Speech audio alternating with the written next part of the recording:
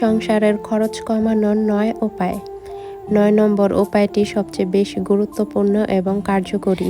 ১. প্রতি সপ্তাহে খরচের জন্য নির্দিষ্ট অর্থ বরাদ্দ করুন এবং শুধু সেই পরিমাণ অর্থ ব্যয় করুন, তবে অবশ্যই নগদ টাকা খরচ করবেন।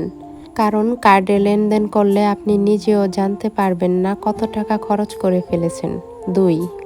প্রতি মাসে আমাদের হাতে অনেকগুলো কয়েন আসে, যার কোনো হিসাব থাকে না। সেগুলো হারিয়ে গেলেও আমরা জানতে পারি না। এক্ষেত্রে একটি পাত্র ঠিক করতে পারেন।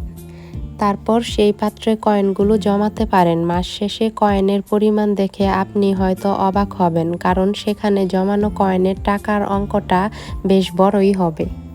৩.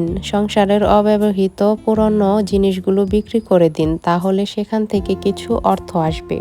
৪. আপনার কর্মস্থল যদি বাসার কাছাকাছি হয়, তাহলে হেঁটে বা সাইকেল চালিয়ে কর্মস্থলে যেতে পারেন। ৫. গ্যাস ও বিদ্যুতের ব্যবহারে খুব সচেতন হতে হবে, তাহলে এখান থেকেও সংসারে কিছু খরচ কমাতে পারবেন।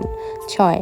দামি কোল্ড ড্রিঙ্কস ও সফট ড্রিঙ্কস পান করা অনেকের নিয়মিত অভ্যাস, অথচ এগুলো কার্যত কোনো উপকার নেই, তাই এ অভ্যাস বাদ দিতে হবে।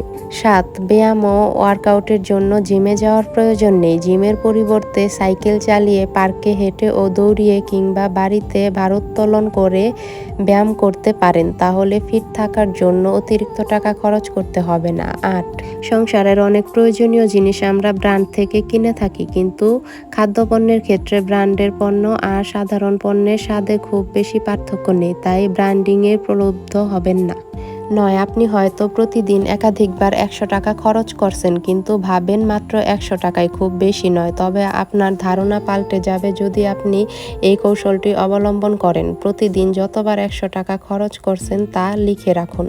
পুরো মাস জুড়ে এটি করুন। তারপর মাস শেষে একবার পুরো খরচ যোগ করে দেখুন। আপনি অবাক হয়ে যাবেন, কারণ মাস শেষে আপনার মাত্র ১০০ টাকা খরচের যোগফল কিন্তু বেশ বড়ই হবে। এই বিষয়টি আপনাকে অনেক খরচ কমাতে সহায়তা করবে।